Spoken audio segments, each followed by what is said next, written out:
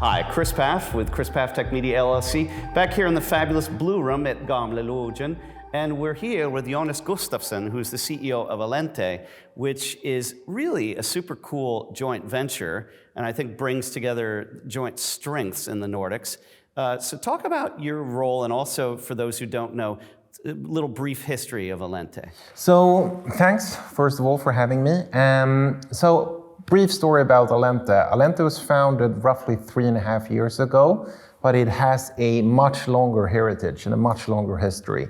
So the original companies that went into Alente was essentially Canal Digital, owned by Telenor at that point in time, and Viasat, owned by Viaplay Group, what used to be Nent Group and what used to be MTG.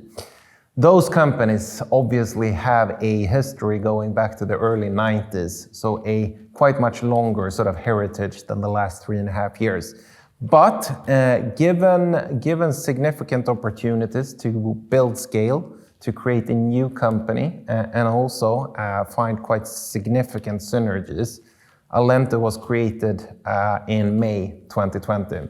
So in the outburst, in the early day of the COVID situation, we merged Alente and created this company which has roughly 1 million customers across the Nordics, so presence in Sweden, Finland, Denmark, and Norway, and reaching roughly 10% of the total population. So it's been a journey, it's fair to say, over the last 3.5 years. Well, and what an interesting time to have this JV when we had peak TV, and certainly in the first 12 months of lockdown and COVID, massive spiking in streaming. What have you learned from that period? I think, the key takeaway is that, what we did as Alente was something that I think is quite new, because we built a company over the first 1.5 years completely over Teams. We had quite significant synergy plans and transformation details all laid out, and we were all ready to get started and get to meet the other side, because I was coming in from the Viasat side. But we essentially managed to create the company in a pure digital way of working, which I think is a textbook example, or one of the few companies that I was actually founded during that period of time. Which is brilliant. Now, I think that knowing what I know, obviously, and have experienced about both companies, that you've got really amazing digital chops on both sides, but I would almost describe more programming chops, of course, to the Viasat, Nent side of the fence, and then technology on the Telenor side. But what is the status today, and where do you see this going in terms of streaming? Because you're able to retain these customers over a couple of different markets here. What is it that's worked really well for you, in terms of service creation and all that? I think that there's a few things. I think at the end of the day, even though the Nordic markets are a bit different, and it's fair to say, there are certain structural differences. But from our perspective, finding a model that we do believe serve customers with an attractive proposition across the market has been a key thing. Today, where Alente is and all our competitors being a distributor, I think it's fair to say that you need to have a variation in your proposition. So you need to be able to combine a stellar and a good product experience. You need to be able to combine the linear viewership, which is a bit skewed to the older part of the customer segments, but also dare to include as many streaming services as you potentially can. So we've been working a lot on our commercial proposition, hard bundling, ensuring that our customers also start exploring the streaming world. And how much of that bundling comes out of either experimentation or different levels of engagement? And how much of that is the listening and the insights and intelligence? I think it's in all fairness, it's twofolded. At the end of the day, you need to understand what the customer wants, right? But I think what we've also seen across this industry over the last 5 years especially is so many different streaming actors and so many different SVOD players wanting to get into the market. and they want to build volumes, right? And I sit with 1 million customers, which is an attractive partnership for them. So I think, it's that fine balancing act of understanding what the customer wants and also ensuring how can you basically in the best way serve your partners. So I think we really see a sort of positive trends. The more streaming services that our customer use, the more loyal they become to our service. So there's a sort of a mutual benefit, if you see what I mean. Well, yeah, I mean, obviously you're doing something right with a direct comparison to your competitors, whether they're in market or they're from out of market. Yeah. Obviously, out of market would be the likes of a Netflix, Exactly. HBO Max. I refuse to call it Max, et cetera, Prime. But that's very interesting because, of course, look, you understand the customer, you understand what they're looking for and how they want to be served, which I think is a unique proposition. It's not across the board. What sorts of things have you done in terms of, say, UX and UI design or user experience design? I think it's twofolded. I mean, the traditional viewers that we do have, and we have a lot of sort of traditional DTH, which is the traditional dish on the roof, which is much more tilted towards the older segment. So for us, it's been super important, to ensure that they also start using the streaming services. So first of all, including it and really sort of pushing it out. So that's number one. Then what we've also done is to launch a completely new Allente Stream platform, which was basically brought to the market roughly half a year ago. So we basically changed everything. Okay. Working closely together with 3SS, which I met just upstairs. But that's a journey, and we're in the early days. But I think it's a significant improvement. Yeah, and so you've answered a couple of questions at once, and then kudos to you for doing that, and also having some great partners. You mentioned 3SS.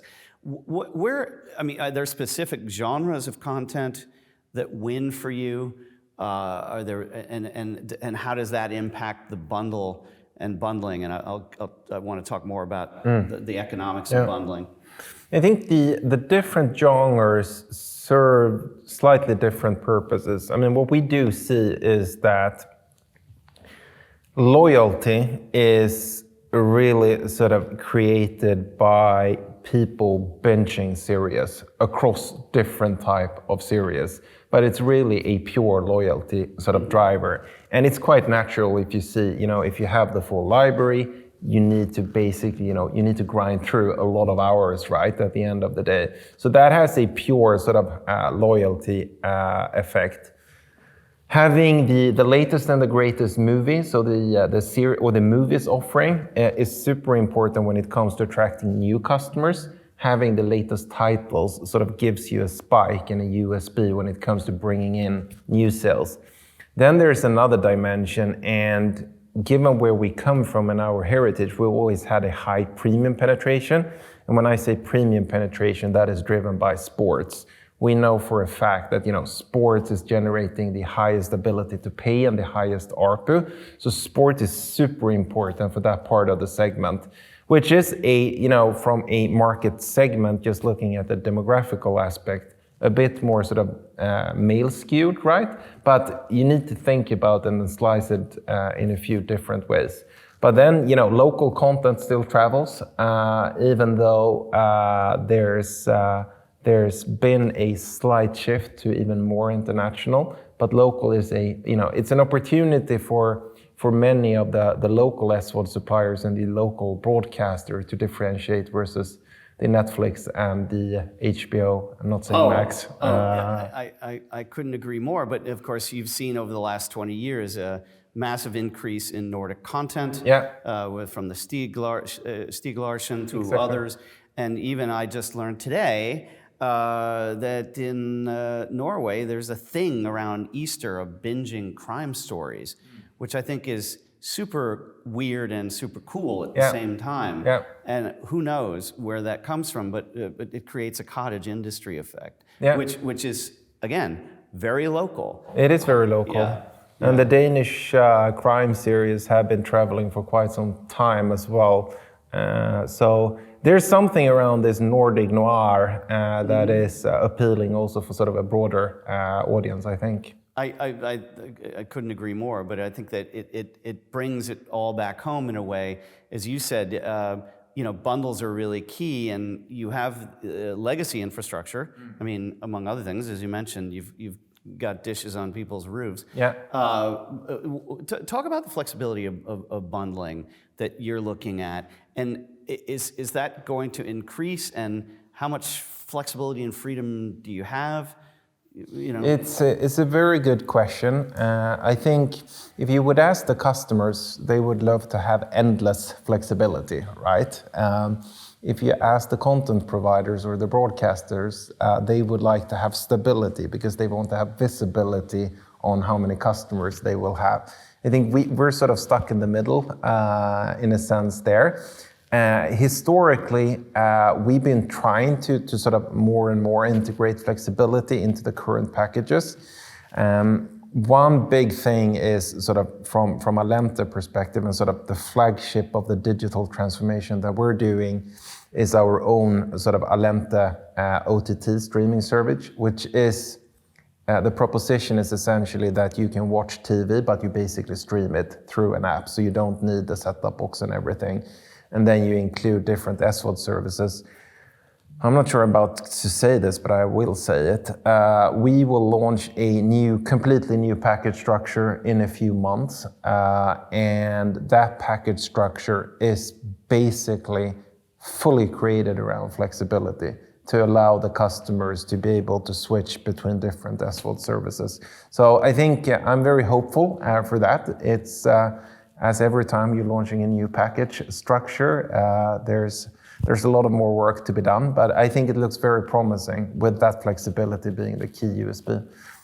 That's, to me, not only a bit of a holy grail from the customer side, but could be a leading indicator of where things go in the market, because so much innovation has flown downstream from the Nordics in general. But I think this is it's really super compelling. People have talked about it, obviously, but when you look at it from that aspect of DIY, if you will, service plan, super cool when it comes to content. I'm very hopeful and looking forward to it. Well, we are looking forward to your next moves. And before we go, I want to ask you about your history with Northern Waves TV. Have you been here before? It's the first time I'm here. So I know a few of my colleagues have been participating over the last years. But I had a slot in the travel circus and in the calendar this year. So I really wanted to go. So very, very happy to be here and looking forward for the day. We are really lucky to have you, and I know you finish off the day in essentially a scrum with Marius Haugen, right, from Telia, and you have Stein, and I forget who else is in there, but I think I will actually be able to see that, and I really look forward to it. Because you I think, definitely. I'd go just to hear you, man. How about that? And, awesome. and who you're hearing is Jonas Gustafsson, CEO of Allente. Thank you so much. Thanks for having me.